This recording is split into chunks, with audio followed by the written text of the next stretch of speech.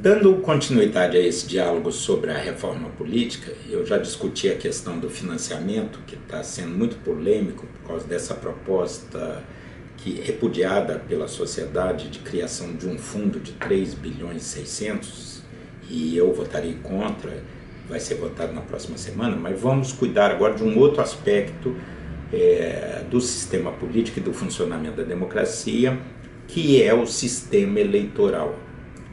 A democracia pressupõe representação. Não é possível, num país de 200 milhões de habitantes, ter democracia direta. Então, a sociedade elege representantes. Você elege executivos, prefeito, governador e presidente da República, e elege representantes que farão as regras do jogo e fiscalizarão os executivos. Então, vereadores, deputados e senadores. Essa representação já é um filtro, não há sistema perfeito, já é uma distorção, porque o ideal é que cada cidadão participasse diretamente de cada decisão, mas não é possível, não é factível. Os sistemas representativos estão passando por uma crise no mundo inteiro.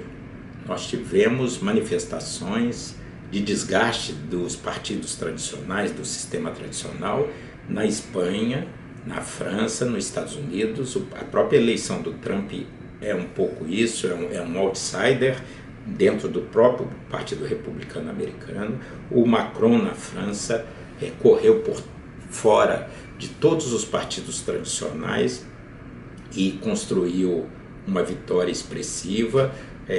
Na Itália, o Cinco Estrelas, que é um partido novo e que se coloca contra os partidos tradicionais. Então, e no Brasil, essa crise de representação está agravada pela crise econômica e por tudo que a Lava Jato revelou.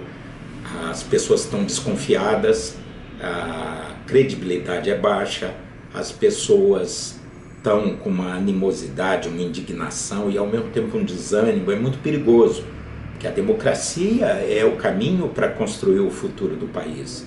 O Brasil precisa definir novos rumos, mudar a direção, e é isso que nós estamos fazendo, tentando botar o país nos trilhos. Nós vivemos uma crise econômica muito forte. Então é preciso uma representação. Quando nasceu no século XVII a democracia na Inglaterra, a partir dali evoluiu-se na Inglaterra, na França, depois nos Estados Unidos. Você criou dois tipos de sistemas eleitorais para que a sociedade elegesse seus representantes. Um sistema é o sistema distrital puro, que, por exemplo, é estabelecido nos Estados Unidos, na França e na Inglaterra. É um pequeno território. Você, por exemplo, tem 500 cadeiras. Aqui no Brasil, por exemplo, aqui em Minas Gerais, são 53 deputados federais.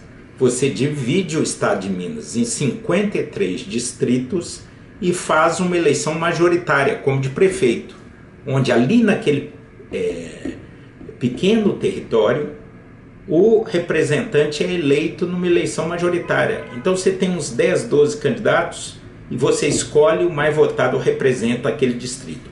Ali o território é a âncora, a proximidade, o conhecimento. Por exemplo, um deputado inglês se reporta a 100 mil eleitores. Então você fiscaliza, acompanha, discute ali de perto. A outra opção que alguns países adotaram é o sistema proporcional em lista. Você não vota na pessoa, você não territorializa o voto, mas você vota nas ideias, no programa do partido. Assim é na Espanha, em Portugal, na Itália, por exemplo. Então, você tem os partidos, eles organizam uma lista e você vota no programa de governo. Então, havia sempre, no amadurecimento, no desenvolvimento da democracia, esses dois modelos, que eram os modelos clássicos, distrital puro e o proporcional em lista. Na Alemanha, na Segunda Guerra, depois da Segunda Guerra, para pacificar, os democratas cristãos da Angela Merkel defendiam naquela época o distrital puro. E a social-democracia defendia o proporcional em lista. Eles, imaginem só, a Alemanha estava esfrangalhada pela Segunda Guerra Mundial depois do triste evento do nazismo. Então, eles, por um acordo histórico, fizeram o distrital misto. Metade é na lista partidária no programa, metade no território, um distrito um pouquinho maior. Quais são as críticas aos dois sistemas clássicos? O distrital puro, como nenhum outro, na Inglaterra, na França, nos Estados Unidos, aproxima o representante do representado, o eleitor do eleito. Se ele pisar na bola, são poucos candidatos e os próprios que perderam vão falar: olha o nosso deputado, como é que está votando. Aí você tem que ir para a rádio local, fazer reunião, e aí é possível, é um pequeno território. Aí você organiza a discussão e justifica o seu posicionamento. Mas a crítica que é feita a esse sistema é que ele suprime as minorias temáticas, ele suprime pessoas que representam interesses gerais. Nós temos um deputado em Minas, que é um excelente deputado, que representa o sistema das APAES, o Eduardo Barbosa, que é um excepcional deputado. Você tem, por exemplo, candidatos que representam segmentos da Igreja Católica ou da Igreja Evangélica. Você tem ambientalistas, você tem pessoas que representam o agronegócio, a diversidade sexual. Então, você tem no distrito, a crítica que é feita é que não absorve esse conjunto de segmentos e realmente introduz uma coisa que não é proporcional. Na França, por exemplo, a extrema-direita e a extrema-esquerda tiveram 20% dos votos, seus candidatos a presidente. E, no entanto, quando vai para o Congresso, no sistema distrital puro francês, eles têm baixíssima representação frente aos votos que eles tiveram para presidente da República. Então, tem 5%, 8% em vez de 20%. Então, essa é a crítica que é feita. Por outro lado, a lista fechada sofre duas críticas. Primeiro, o caciquismo, o comando dos coronéis de partido, a não democracia e a impessoalidade. Você não vê, você só vê a cara do primeiro-ministro e você não tem uma relação, quer dizer, pessoal de controle sobre o seu representante. Então a Alemanha fez a fusão como os dois sistemas. Aliás, todo sistema tem defeito, nenhum é perfeito. Ele em si já é uma distorção, porque o ideal é que todo cidadão participasse permanentemente e de forma direta das decisões do país, mas isso não é possível. Então os alemães fizeram aquilo que eu acho o melhor sistema, que é o distrital misto, que combina as qualidades do proporcional em lista e do distrital puro e atenua os defeitos.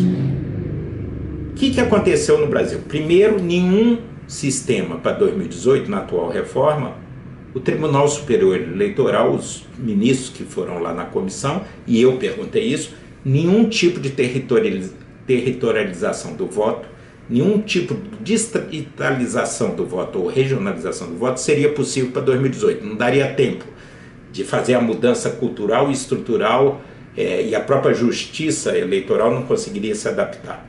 Então ficaram excluídos o distrital puro, o distrital misto, a regionalização do voto proporcional, que é um projeto de lei meu.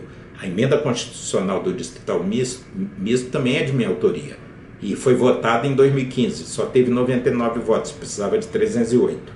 Então eu tenho a proposta de regionalização do voto proporcional e tenho também a do distrital misto, como variante, para aproximar o representante e baratear as campanhas.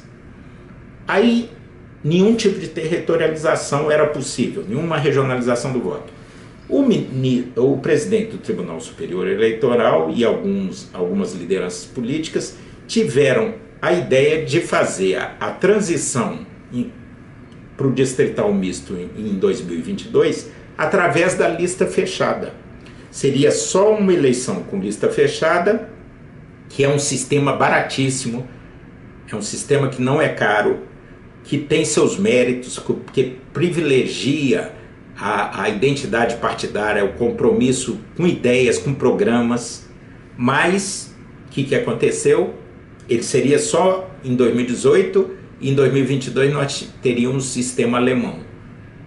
O que aconteceu? Houve o repúdio da sociedade, das redes sociais, da imprensa, dinamitaram a lista fechada, porque ela é impessoal. O brasileiro, as pesquisas comprovam, eu conheço pesquisas nos últimos 20 anos, 70% dos brasileiros não sabem dizer um ano depois nem o nome do deputado. Quem não diz o nome não controla, não cobra prestação de contas, não acompanha. 70% dos brasileiros não sabem sequer o nome do deputado em que votou. No entanto, eles fazem questão de votar na pessoa. A cultura brasileira é muito marcada pelo nosso forte presidencialismo, por uma tradição de líderes populistas e carismáticos muito fortes, como Getúlio, Brizola e tantos outros. Nós, portanto, tivemos o repúdio à lista fechada. Então, todas as formas de regionalização foram excluídas, a lista fechada. Restaram duas opções: distritão e o atual sistema. Distritão vão os mais votados. No caso de Minas, 53 cadeiras vão os 53 mais votados. Ele não é bom como solução definitiva, porque ele individualiza o voto, ele tira todo o sentido das instituições partidárias, dos programas, das ideias, dos compromissos, e você individualiza. A democracia não pode funcionar permanentemente com base nas pessoas. As pessoas passam, as instituições ficam. Então é preciso compromisso programático, partido político, programa de governo. Mas o sistema atual chegou num caos, com 35 partidos registrados na Justiça Eleitoral, outros 60 saindo do forno, 27 partidos presentes na Câmara dos Deputados.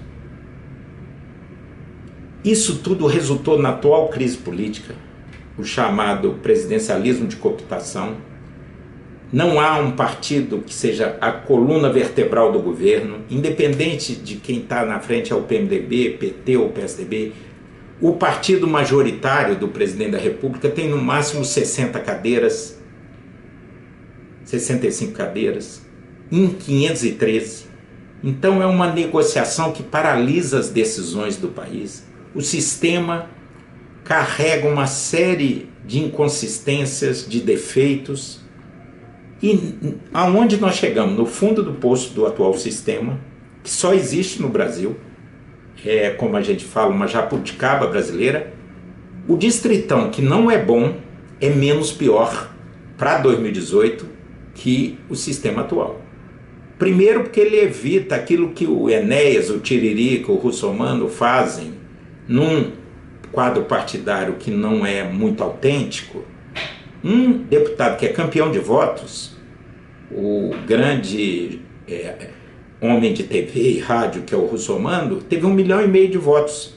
Ele fez 4 deputados com pouco voto nas costas dele. Ele carrega outros 4. A pessoa votou no Russomano e elegeu outros 4 que ela nem conhece. O Tiririca teve 1 milhão de votos, levou 3 nas costas, que as pessoas quiseram votar no Tiririca e elegeram outros 3 que eles nem conhecem. Então, esse efeito no distritão, como vamos mais votar, não existe. Por outro lado, a parafernália partidária brasileira virou uma miscelânea, onde a pessoa até gosta, às vezes, do PSDB, do PT, do PMDB, dos partidos grandes, mas fala assim, eu vou para um partidinho pequeno, porque lá eu tenho chance de me eleger. Aqui eu não tenho. Então virou uma artificialidade. Você não consegue formar chapas. Os partidos fortes e grandes, que representam segmentos importantes da sociedade, não conseguem formar chapa, porque ninguém quer entrar na chapa de onde já existem muitos deputados. Eles preferem ir para um partidinho que não tem deputado nenhum ou só tem um, faz aquela organização coletiva de pessoas que não têm tanta identidade, só um arranjo eleitoral para somar os votos e tentar fazer 2 ou 3. Então é uma artificialidade plena. Por outro lado, a artificialidade se estende no número de candidaturas. São Paulo teve 1.100 candidatos a deputado federal, em Minas 700. é muito candidato, e candidato que não tem autenticidade, história, ideias. Então é melhor ter menos candidato, ainda mais que o dinheiro vai ser curto, porque senão encarece as campanhas. Se a gente tiver centenas ou até mais de 1000 candidatos, como é o caso de São Paulo, você vai ter um encarecimento da campanha em época de recursos escassos, você vai encarecer a campanha. Então, tem várias vantagens em torno do distritão, mas eu, em 2011, 2013, 2015, eu fui contra o distritão, mas agora você só tem 2 hipóteses, mas a grande conquista que nós estamos fazendo, e é uma proposta que partiu de mim, porque eu fui membro das 4 comissões de reforma política, foi o distrital misto, que é o modelo alemão, em 2022.